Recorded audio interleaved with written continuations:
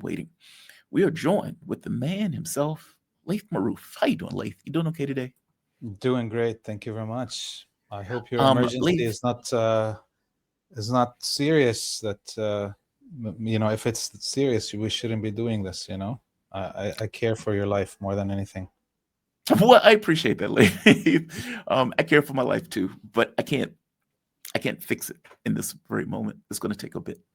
Um, I will work it out though. I'll work it out. Don't have a choice. But Laith Marouf, award-winning multimedia producer and media policy law consultant focused on issues of liberation and decolonization. He is, you can find him on Free Palestine TV. You can also find him on Free Palestine, that video. Laith does amazing work, so definitely check out his content. He is Johnny on the spot in the Middle East, especially for the reporting that is taking place there. And I guess that brings us to what has been taking place in regards to attacks by Israel. Hezbollah puts out an open letter. Israel and the U.S. in coordinated strikes attacks southern Lebanon. The government of Lebanon puts out a strongly worded statement calling it, basically, I think the term they use is a full-fledged crime is the term the government used for it. What's going on with this? I mean, this seems like a tinderbox. Yeah, I mean, it's we're very close to a return to full war. Right now, it's been 9 months of the quote-unquote ceasefire, where the Zionists have been targeting civilian infrastructure and civilians in South Lebanon, but across also Lebanon in general. And the resistance has been holding back in terms of retaliating to these violations. I think the Hezbollah has allowed this to play out, to see the parameters of the battle inside Lebanon, the capabilities of the Americans and the Zionists to influence sectors of society or the government, to see how far they can go. And over the last few weeks, a month, it now has become very clear that the Zionists and the United States have no control over the government, over the military, and over society or militias inside Lebanon that could be used against the resistance forces like Hezbollah. So we saw over the last week the president order the Lebanese military, President Joseph Aoun, he ordered the military to begin preparations to defend Lebanon. And this, of course, came after the prime minister Nawaf Salam, who's a total 100% puppet of the United States, attempted to force the military to confront Hezbollah and disarm it, and the military refused. The chief of staff of the military and the generals in the military said they will not be doing so. We saw, of course, the imperial envoy Thomas Barak admit finally that what they wanted to do is to have the military kill its own people, meaning killing Lebanese civilians. And all of this, as well as the statements about that there will never be peace in the whole Arabic world with the Zionist colony, that the Zionist colony will be dominating, and that the Arabic peoples have to be submitting to this, and that they will continue killing Arabs and Muslims till the end of time, because, of course, any dignified people would refuse to be dominated by another, and therefore this killing machine of the Zionist colony will continue if it needs to exist as a Jewish supremacy colony.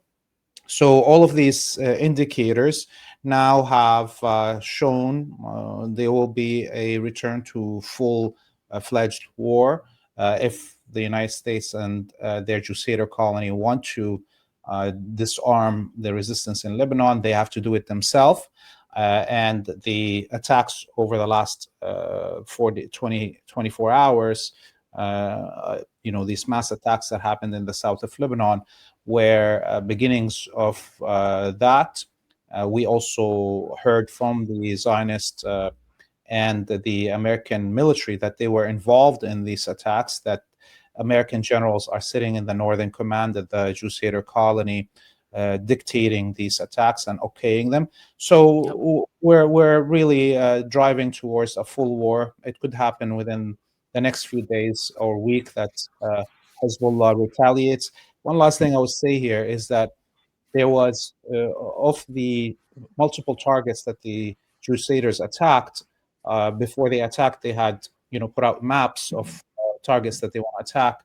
There was at least 2 bases of the Lebanese military, and the Lebanese military refused to evacuate, and that led to the Crusaders not attacking those bases, basically. So now we see that there is a determination from the Lebanese military to, give sacrifices to defend Lebanon, to not follow the dictates of the Zionists or be scared of the threats, and that the Crusaders are scared of actually directly confronting the Lebanese military, because that will galvanize all society in Lebanon behind the resistance and the military. So one of the things that Hezbollah pointed out in their open letter was that there needs to be a coordination between the resistance and the military. Basically, that there needs to be a united front. And that what is the point of negotiations when the Zionist colony didn't fulfill the previous negotiations? Effectively, you've been murdering people over the course of this quote-unquote ceasefire. Why will we enter into another negotiation with you? In which case, Hezbollah was like, A, we shouldn't do that, and B, we need to work as a united front. Is the military holding their ground? Is that an indication that the military may actually, let's say, work with Hezbollah in resisting this war? I mean, the statement from the president was pretty strong, but does that mean that the president is actually going to order the military to actually defend the integrity of Lebanon with Hezbollah? Yes, I think it does indicate that.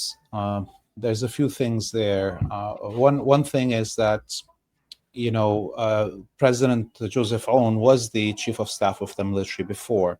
So there is a lot of power he has still, even though he is the president, and a lot of love within the military, caters to him. Because of the time he served, he attempted to raise their salaries and their living standards of the soldiers there.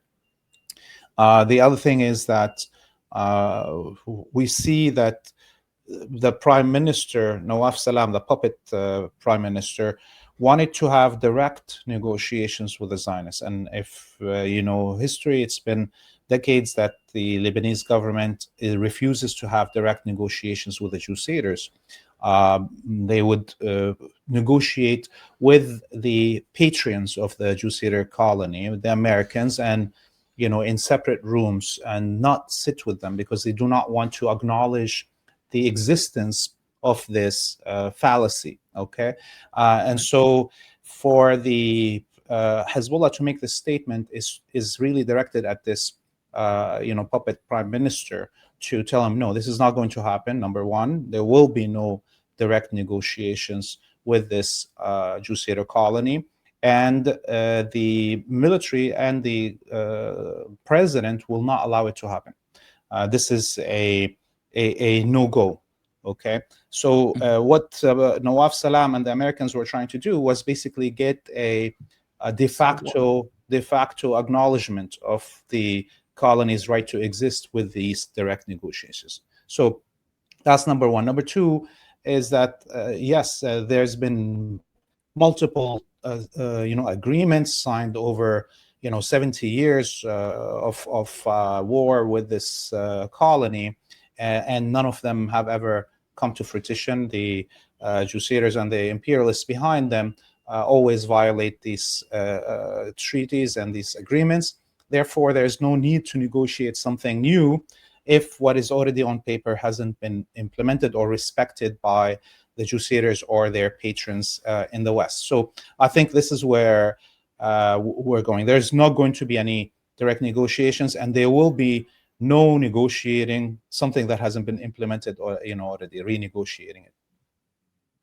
So this is going to open war. That is the way that you're looking at it. That is the way that this is coming across at this point. Israel is going to continue their attacks. Hezbollah is going to respond to those attacks. Yes, and we know that at this moment, it seems like also Yemen will be involved. If Lebanon is attacked directly by, and there's a full-scale war, and Hezbollah is responding, and the Lebanese military is responding, there will be an engagement by Yemen, and there will be an engagement by Iran. This time, it's not going to be one front at a time, and this is going to change the whole dynamic of this war. The American presence in the area also may come under attack.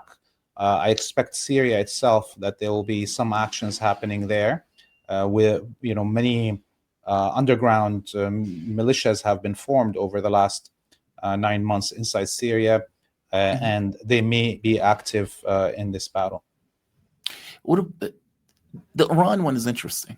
Up to this point, Iran hasn't responded short of being attacked, meaning Iran usually responds once they're attacked. They did say that they were given solidarity with the axis of resistance in this case. But you really believe that Iran would get involved in some kind of military campaign if indeed this breaks out into full-fledged war against Lebanon? I believe so, definitely, because right now the American military and the Zionist colony, the Jew-Seder colony, that I'm going to stop using the word Zionist. I'm going to purposefully use the word Jew-Seder because I think the global consciousness has reached a level of understanding that we don't need to write PhDs to discuss these things, and we need to be very directed in our propaganda words. We need to shame and reveal the truth, and Jew-Seder is a perfect term right now. But to come back to Iran. And wait, just so I understand, what's the term? Jews hater? Jew-Seder instead of crusader. Oh, Jew-Seder. Right. Yes, okay. It's the Jew-Seder. Okay. Right? Yes. There's, like this idea.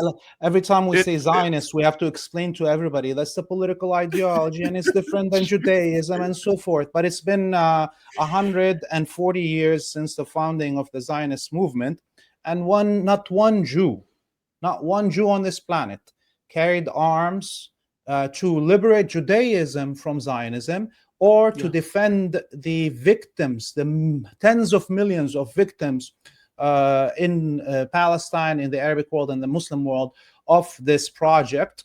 I mean, this is a shame on Jewish people the whole world over. There was 70,000 Germans that carried arms against Zionism, Nazism, and died, were martyred to defend the honor of German people. There was thousands of Germans that risked their life to hide Jewish people during the Holocaust. There's not been one Jew on this whole planet that tried to save a Palestinian, okay? Let alone carry arms against Zionism, right? So it's done for me. Until I see a Jew get martyred to save Judaism from Zionism, or to save a Palestinian or an Arab or a Muslim from the crimes committed in their name, there is no difference between Judaism and Zionism. It's over for me, this discussion. And from this point on, I don't care about the word Zionism. Zionism is Judaism right now. The Zionists tell us that, and the Jews that claim to be anti-Zionist do not want to risk anything to deny that, other than talk, and make money out of my death and the death of my people. There's so many Jewish propagandists, talkers, they write books and make podcasts and have careers out of the death of my people, right? Not one of them wants to risk their life. Not for me, for Judaism itself. They don't want to risk their life for Judaism. So why do I care anymore? No, I think everybody should now shame them into action, and using language like this, saying these are Jew-Saders, okay? And this is a Jew-Sader colony, and truly this is a religious war. I didn't want it to be a religious war. We all didn't want it to be a religious war, but the Jews have made it into a religious war by those anti-Zionist Jews refusing to take action. Truly millions of Palestinians, Arabs, and Muslims have died over in the last 100 years in the name of Judaism, not in the name of Zionism, in the name of Judaism. So, Crusader colony and Crusaders, this is the term that we should all popularize in order to shame people into action, if there is any shame left in Jewish people on this planet, you know. So I know I ranted right there. No, you're fine. I just didn't understand where you were going with it. But Crusader, Jews. I mean, look, they're trying to create a greater Israel, and they're calling Israel a quote unquote Jewish state. So, this is being used in a very specific religious context. Even Like though our enemy is telling us it's a religious Jewish state, that this is in the name of Jews, that the safety of Jews in the West is the priority, and the safety of Jews in the colony is priority, and we, the victims of it, want to deny it. We are the ones supposed to deny that this is a religious war. Now, come on, done with it. Done. I think most of humanity has awakened enough. Their consciousness levels have reached a level that I don't have to play this attempt that this is not a religious war. It is a religious war, and our enemy, from Trump, from the emperor down to the garbage, the European garbage that are in the colony on the land of Palestine, all tell us it's a religious war, and it's against Islam, it's against Arabic people, it's against Palestinians, and therefore I will act in such ways. Yeah. To go back to Iran, why would Iran this time act differently? And it is because, number one, the empire is vastly distracted right now with bringing all its naval and air power into the Caribbean to try to occupy, colonize, loot Venezuela. There's all this talk about invading Nigeria. So I think right now the empire and its Crusader colony are at their weakest point. If Iran joins defense of Lebanon, the empire is not ready to bring their ships all the way from the Caribbean to here. I personally hope, actually, that our brothers and sisters in Venezuela initiate the war themselves against the American presence in the Caribbean. Venezuela can do as good as Yemen, and those sitting duck American aircraft carriers and the bases in the Caribbean where that will be used in these attacks, were all could be attacked easily. Venezuela shouldn't wait. And I wish, actually, if Venezuela doesn't start it, that the United States starts this war. We, as Palestinians, as Arabs and Muslims, have been taking the brunt of colonialism for the last 100 years, of imperialism, the brunt of their death machine on behalf of all of humanity. And we've stood, even in this extermination camp of Gaza, has took the whole imperial war machine into a standstill for 2 years. Well, it's time for others on this planet to take some of the brunt of this death machine, and maybe then the Palestinians wouldn't only just withstand into a standstill for 2 years, but can win. Overextend the empire. What does Iraq play into this? From my understanding, Hegseth warned Iraq, let's say, resistance groups to effectively not get involved when the United States initiates an attack. And there was unclarity about what attack he was referring to. Well, there's clarity now. Obviously, they were talking about attacking Lebanon in this case. Will Iraq get involved? Or let's say the paramilitary groups that are part of the resistance in Iraq, will they be involved in this, or you don't think so? Well, this Secretary of War is a crusader, Yes, admittedly, and he is supporting the Crusaders.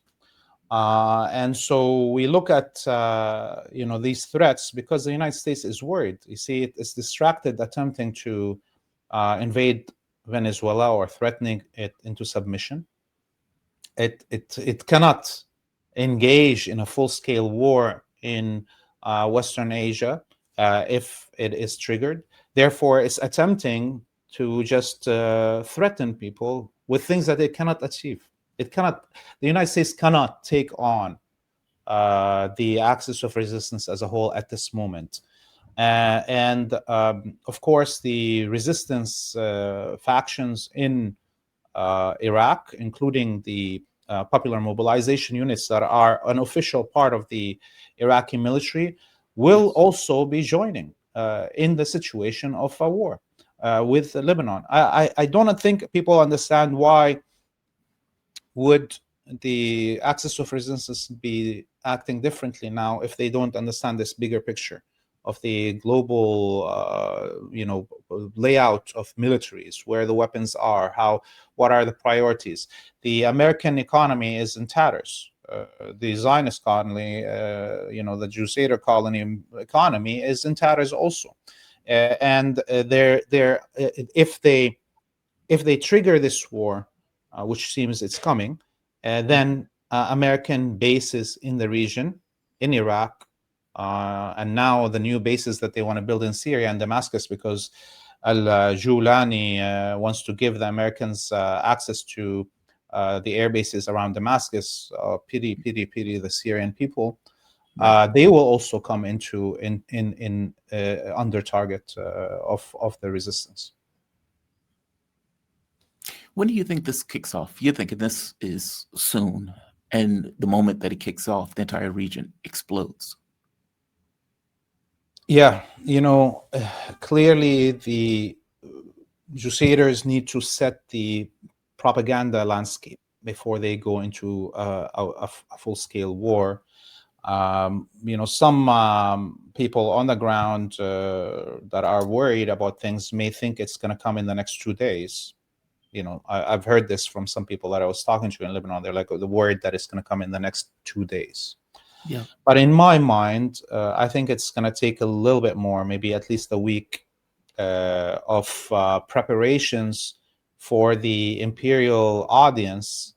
So we haven't seen yet an uptake in propaganda pieces in the corporate and government media outlets in the imperial core that would prepare psychologically the audience for the eventuality of this war. So we see a lot more propaganda being published in the imperial media about possibility of war in Venezuela. And again, you saw how long it's been building up this propaganda for the consciousness of these citizens of these domains to accept this. So in my mind, just looking at historically how these wars start, there has to be a preparation before that in the propaganda machines. I would expect at least a week or two. Does this include a ground invasion by Israel, or is this purely an air campaign?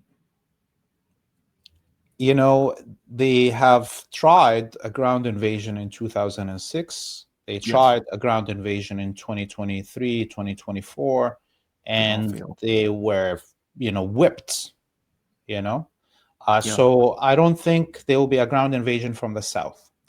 There may be a large scale, bombardment from air.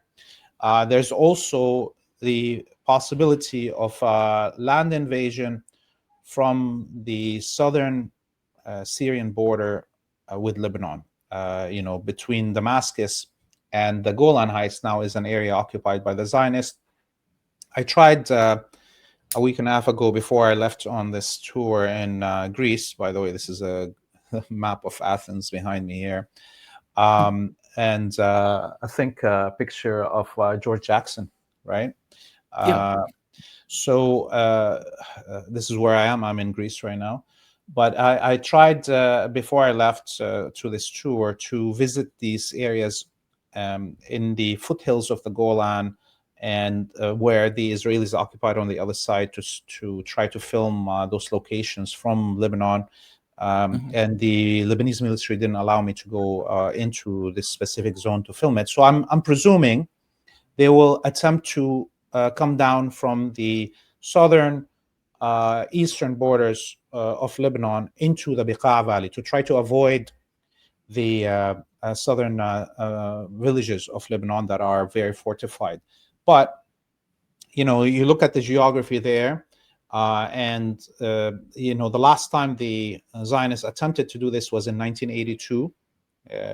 Some of the audience may not remember this, but during the invasion of Lebanon, they attempted to come down from the Golan Heights to cut off basically the whole south of Lebanon. And they were, faced off with fierce resistance. And it's up until now known as at the time there was the Syrian military, of course, that defended on from that side, but it was the largest tank battle since World War II. And the Zionists, the Crusaders, were resoundingly defeated. So although there is no Syrian military right now to have this battle, the area is still very fortified, and I think Hezbollah will be ready for them, and they will not be able to achieve the goal of land invasion of Lebanon. Wow. All of this is sparked off pretty quickly. From the standpoint of the president and the prime minister in regards to the politics that's taking place in Lebanon, there seems to be a huge amount of pressure that's on the government in this case. And I don't mean just by Israel. I mean by the Lebanese people themselves, who seems to be firmly against the stance that the government has taken. There is no, let's say, push to overtake that government, or whether it be politically or otherwise. I mean, because it seems that the government is completely in opposite position of the public of Lebanon, almost like as a whole. Yeah, I hope the question makes sense. Yeah, it makes sense. Look, there's a parliamentary election coming up. Okay, so most probably the resistance bloc that includes Hezbollah will win more seats than it already has. Mhm. And Nawaf Salam will cease to be prime minister because whatever parliament is formed will have to pick a new prime minister. I think he's going to be gone. Right. But let's be honest here. There is no Lebanese government.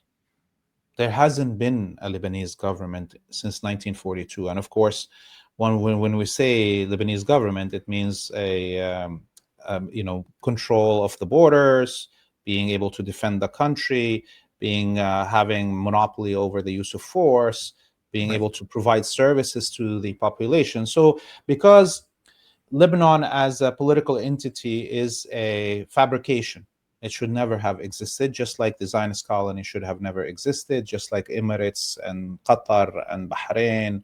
All of these are colonial fabrications, okay?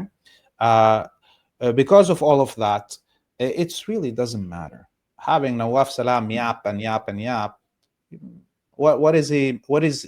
can he do? He can't control even one alley in Beirut. All right, No. he can't provide the Lebanese people with any services, electricity, water, nothing. Okay, so this is why Hezbollah doesn't waste much time having a direct confrontation with Nawaf Salam or any government before him, because in reality there is no government. I tell some of the progressives, leftists, whatever in the West that call themselves anarchists. I tell them there's only two real anarchist experiments in front of us today: ISIS, okay, ISIS and the death machine, and it's a free for all, rape, pillage, and so forth.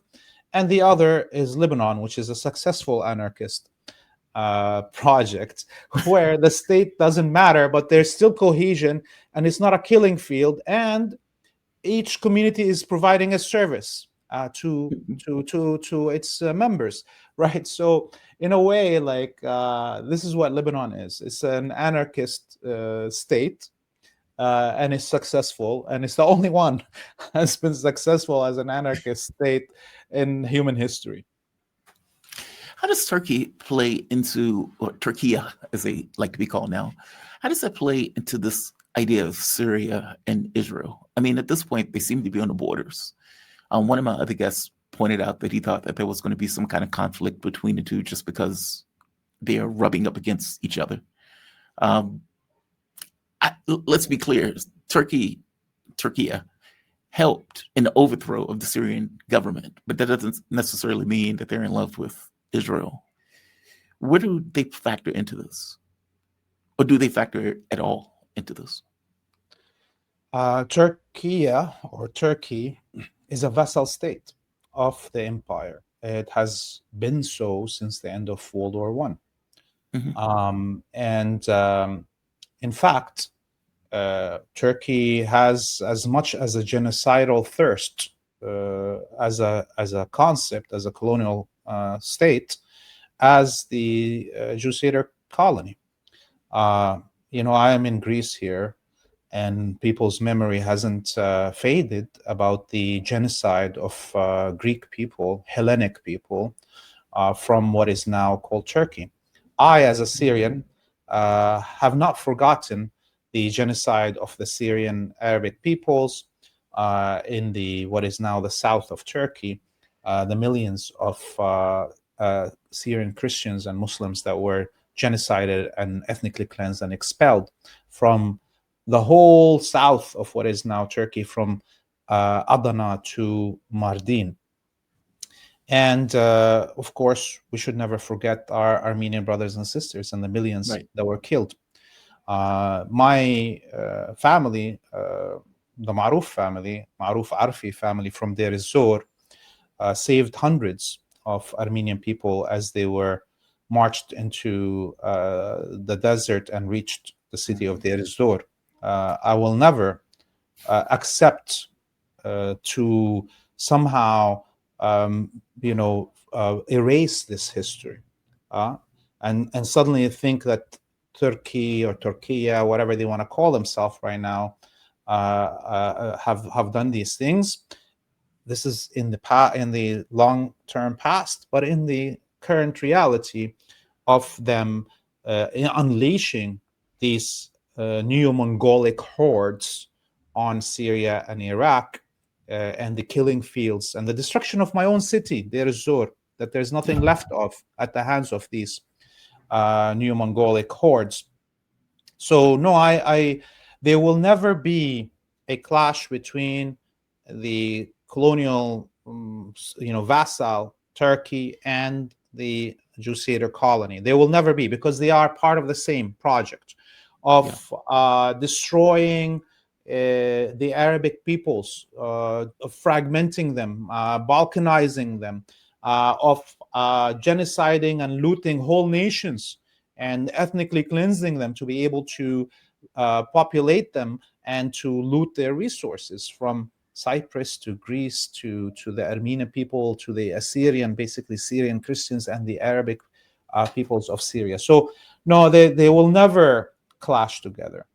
And if there is one day that the Crusader colony collapses, I bet you 100% that the empire will start depending on Turkey to deliver its punishment to the peoples in our region, to make sure that we don't stand up. And this is in reality what has been happening, for decades since the end of World War One. Mm-hmm. So Iran put out a statement. In fact, they put out a few statements. They basically said, look, we have allegiance with Axis of Resistance, that this is the massive escalation that's taking place in the region. They went so far as to say there's already an active war in the region, that Israel has been on a killing spree, and to call these ceasefires is effectively nonsense. But they also pointed out, they said Iran forced the United States to shift from unconditional surrender to unconditional ceasefire. That effectively, look, they wanted a war. They tried to overthrow the government. They failed in doing so.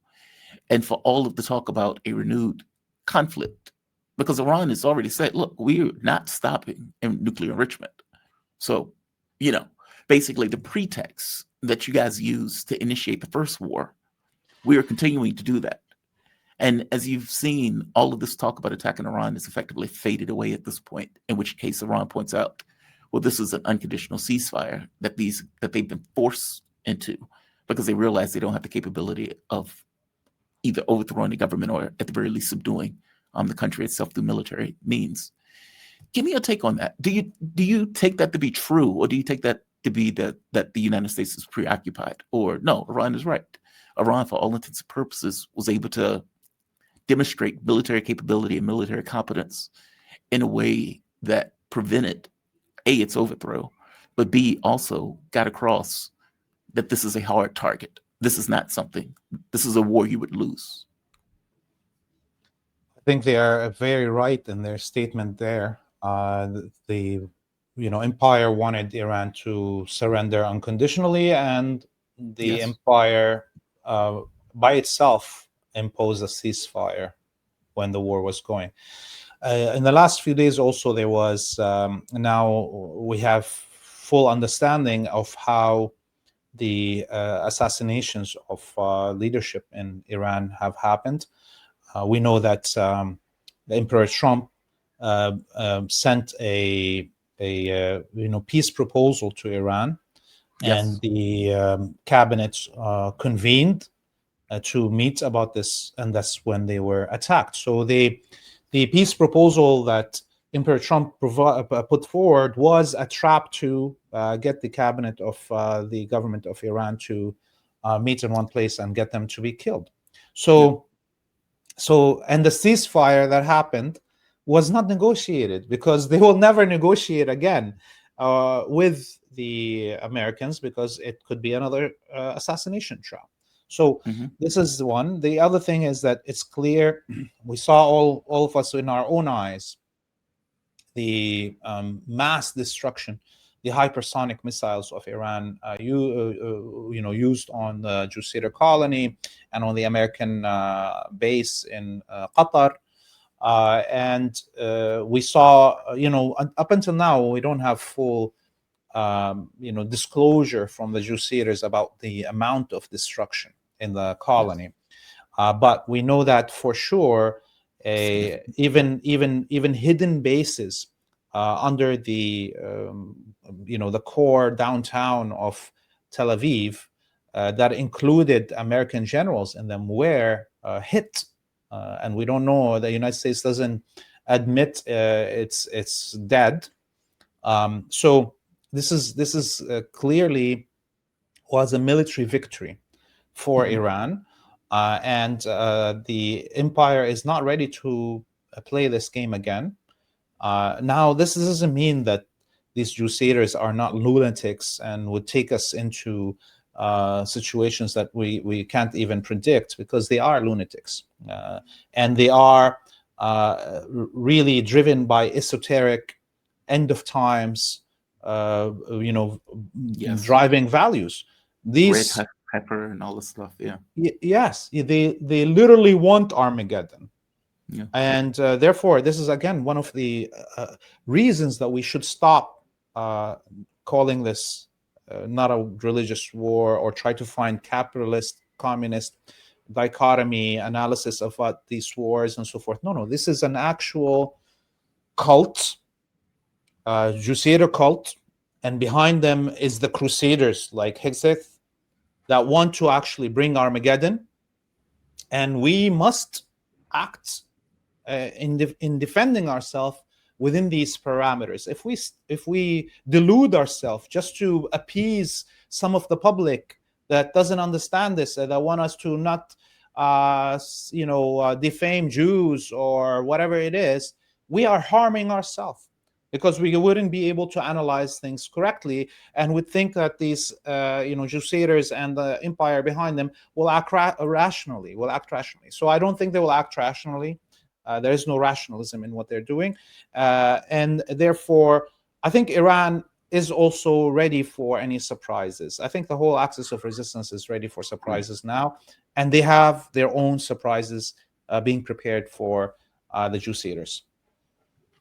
I think I'm one of those people that you're talking to, if I'm being bluntly, purely honest. I tend to not accept religious arguments for a lot of the stuff.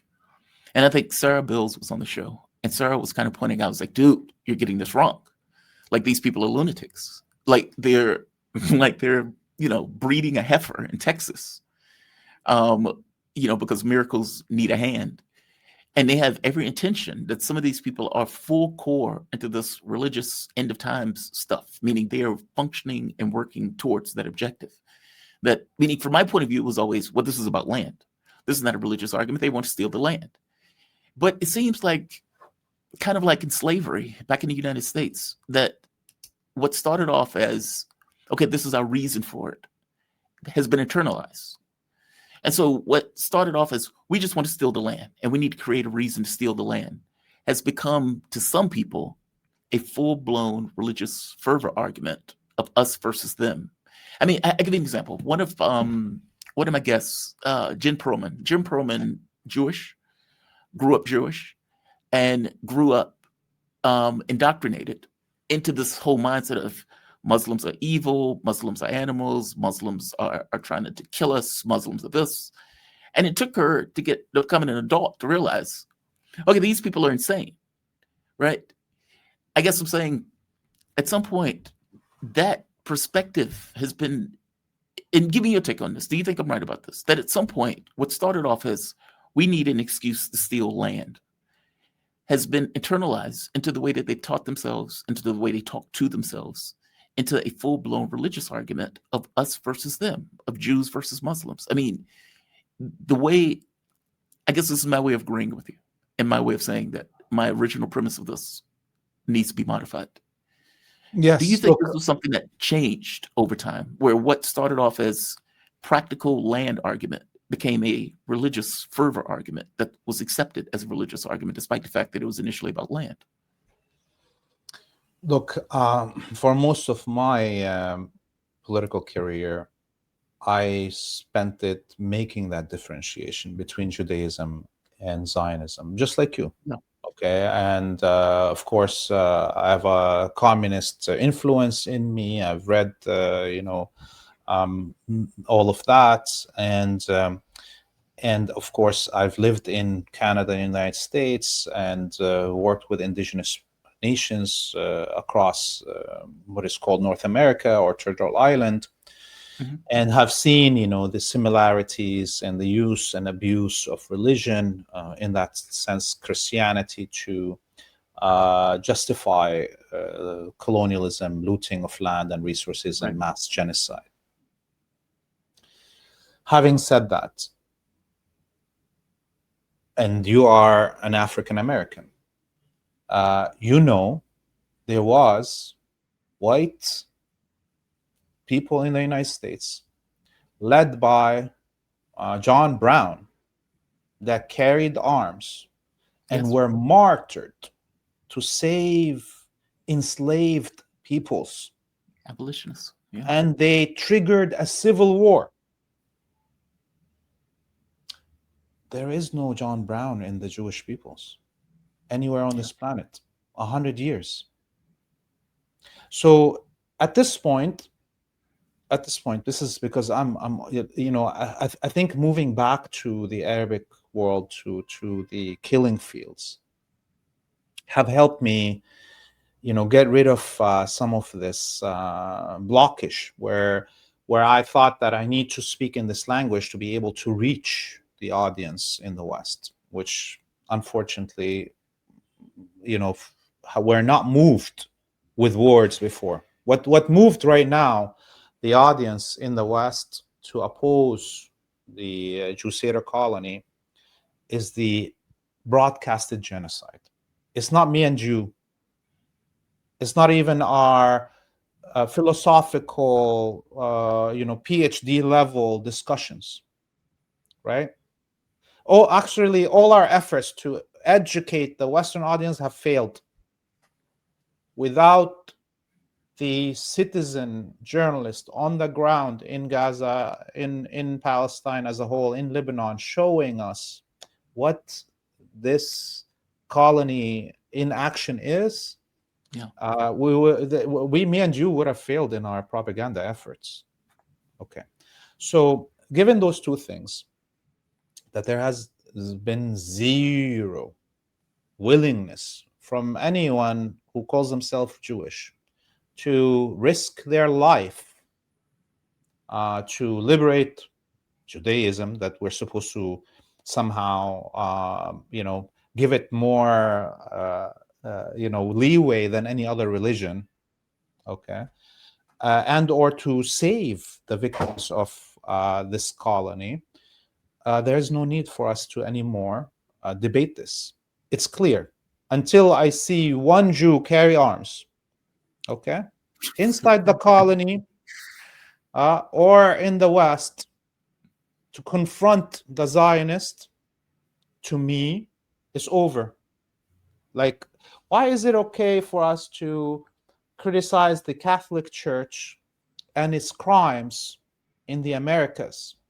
Okay, why is it okay for us to say that the Pope was a criminal for declaring the fatwa, the religious decree of terra nullius, a land without a people? This is how the Spanish and the Portuguese were allowed to genocide the indigenous peoples, because they were considered non-existing, because the land was terra nullius, a land without a people, for a people without a land. Why is it that we can criticize the Catholic Church for the mass rapes of children, both in indigenous residential schools and or in Ireland, which was also residential schools? Okay, why is it that we can do that, but we can't do that to Judaism? These are all kind of things that we have been trained to do. We have agreed to put limits on ourselves just to try to massage some Jewish people into standing up against Zionism. Now, the other thing is that I feel at this moment, all the rainbow levels of Jewish people are benefiting from my genocide, from the actual colonist that is on the ground stealing my land and killing my children, to the guy that calls himself anti-Zionist, that has a career talking about the death of my people. And by the way, I dare you to find me one of those, Aaron Mette, Blumenthal, this crap, that has studied one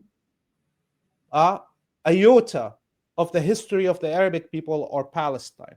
I know them. I know these people. They didn't study these things. They want to be the vanguard, the gatekeepers of even the language that we talk about when we talk about Palestine. So I am done with listening to any Jew, whatever their color is, when it comes to Palestine. And this should be the position of any of our multitudes of progressive, revolutionary, change-driven media personalities. We should stop. I don't want to see any Jew platformed, period, with or against Palestine. I don't want to see them platformed. I want to see a plethora of Arabic and Palestinian and Muslim voices speaking about their the crimes being committed in their name and their thoughts of revolution against that. Laith, I want to see that too. A plethora of Palestinians, Arabic peoples having a discussion about the crimes that have been committed against them. But even as you pointed out in regards to abolitionists, those were whites that were getting on those buses, that were getting killed. Those were whites that were standing up, that was willing to put their lives on the line and make their voices heard. I guess I'm saying allies are allies. And I understand your point that basically, look, these people are making it a career effectively talking about me getting murdered. And they're making money off of that fact as a career. But that may just be their honest position. Like, meaning they may just have a conscience. They may have an honest take on, I don't want to see people get murdered in this way. Like Aramate covers more stuff than just the Gaza issue, even though he does cover the Gaza issue. Max covers a bunch of stuff. I guess this is not me defending them.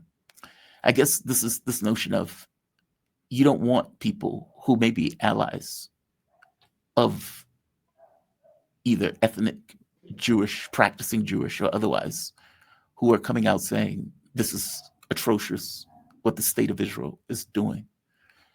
Or I mean, you can tell me I'm full of shit on this if Look, that's what you say. you're not full of shit there, but the difference is that there was a John Brown that carried arms. If John Brown didn't carry arms and there was not one white person that carried arms against slavery in the United States, I would have said shut them all up, all those whiteys. Okay.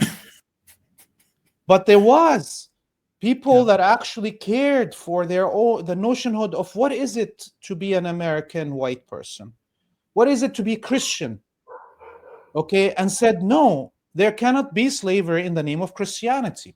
There cannot be slavery in the name of this supposed democracy of America.